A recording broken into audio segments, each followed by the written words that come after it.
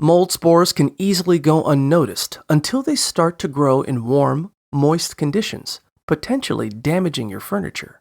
To clean mold, first, move the affected items outdoors to prevent spore spread and vacuum up loose spores. For light mold, use sunlight, vodka, or a mild dish soap solution, while more stubborn mold may require a bleach solution or sanding. Always wear protective gear, including an N95 mask, gloves, and goggles, as mold spores can be harmful to your health. In humid environments, using a dehumidifier can also help. If necessary, apply distilled vinegar or a bleach solution for tougher mold, but be cautious as bleach may discolor fabrics. After cleaning, ensure the furniture dries thoroughly and be prepared to refinish any damage to the wood surface.